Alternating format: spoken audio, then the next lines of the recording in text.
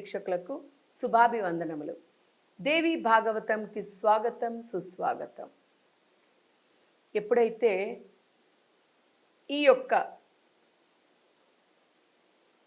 మన్మధుడు అలాగే అప్సరసలు వీరందరూ కూడా భంగం చేయడానికి వివిధ రకాలుగా ప్రయత్నిస్తున్నారో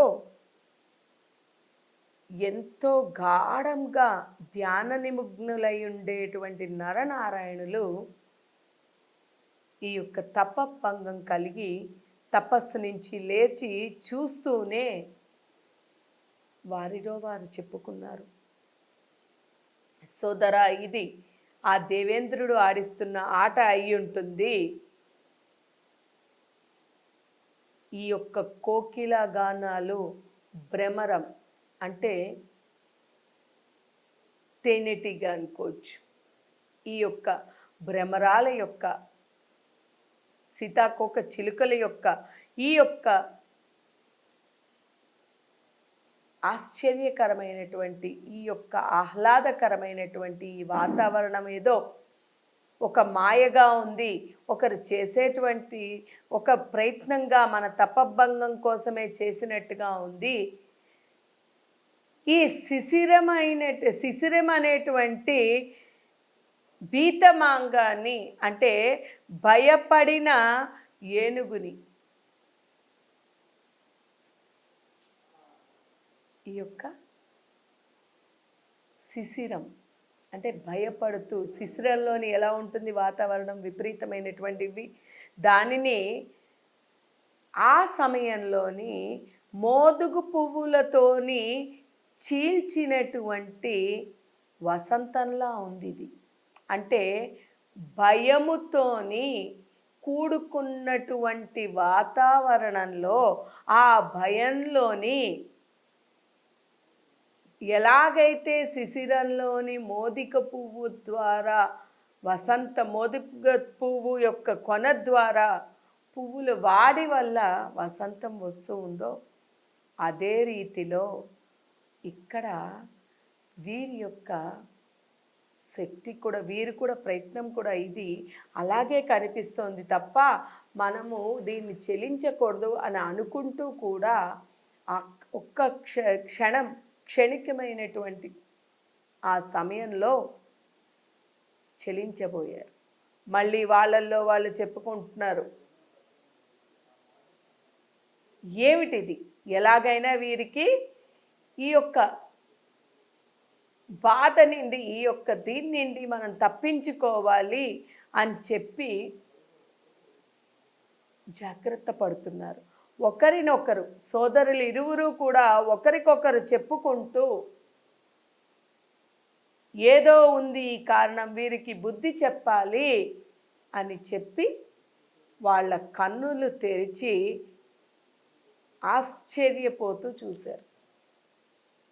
కానీ కొన్ని క్షణాల్లోనే వాళ్ళు తేరుకొని అప్పుడు వారి యొక్క తపస్సు అంటే ఇక్కడ అప్సరసలు మనం ఇక్కడ ఆలోచించాల్సింది ఏంటంటే వారు చలించినప్పటికీ తక్షణమే తేరుకున్నారు.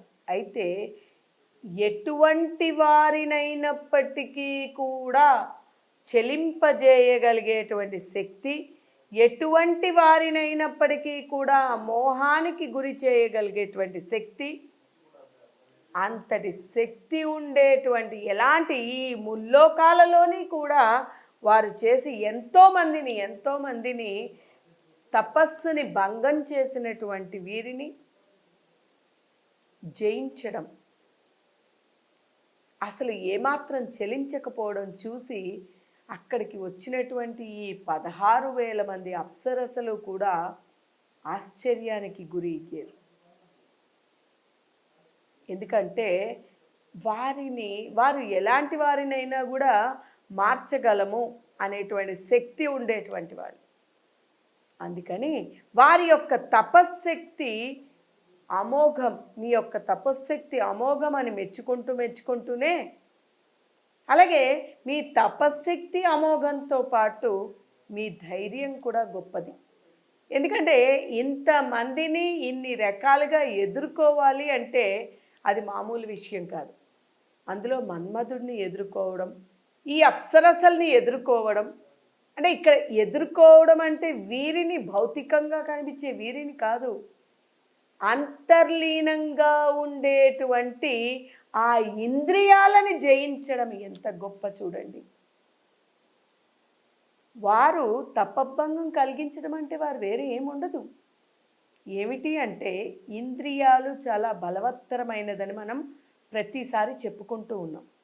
ఈ బలవత్తరమైనటువంటి ఈ ఇంద్రియాలు ఏమాత్రము చెలించకుండా, ఎక్కడా దేనికి లొంగకుండా నిలవగలిగారు అంటే వాళ్ళ ధైర్యానికి జోహారులు చెప్తున్నారు. అలాగే వారి యొక్క శక్తికి కూడా జోహార్ చెప్తున్నారు. ఇలా చేస్తూ ఎలాగైనా భంగపరచాలి. ఇప్పుడు మేము చేసినటువంటి తప్పుని మమ్మల్ని మన్నించు అంటే మీరు ఇందులో మీ యొక్క తప్పు ఏమీ లేదు. మీరు మిమ్మల్ని అలాగే మీతో పాటు మిమ్మల్ని పంపించినటువంటి వారికి కూడా బహుమతిని మేము కూడా ఇచ్చి నీకు పంపిస్తాము.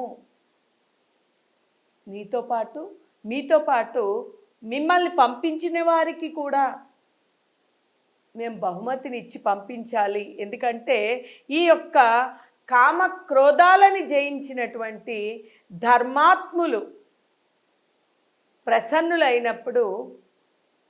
ప్రసన్నులయ్యారా అంటే, ఎందుకంటే అక్కడ ప్రసన్నులు కాకపోతే ఆ తపోనిష్ఠులు అయి ఉన్నారు కాబట్టి, మీరు కామ క్రోధాలని సైతం జయించినటువంటి ప్రసన్నులైనటువంటి వారు కాబట్టి మిమ్మల్ని భంగపరిచాము అని చెప్పిన ఈ జయించిన వారిని కాబట్టే మీకు మేము మిమ్మల్ని పంపించిన వారికి కూడా బహుమతిని ఇచ్చి పంపిస్తాము అంటూ వారి యొక్క ఉదరం, అంటే ఈ ఉదరాన్ని ఇలాగా రాసుకుంటూ ఉన్నారు. అందులో నుంచి ఒక అప్సరస, రంభ, తిలోత్తమ వంటి అప్సరసలు అందరూ కూడా కలిపినప్పటికీ కూడా ఎటువంటి సాటి లేనటువంటి అంత అద్భుతమైనటువంటి ఒక అప్సరసని సృష్టించారు నరనారాయణ.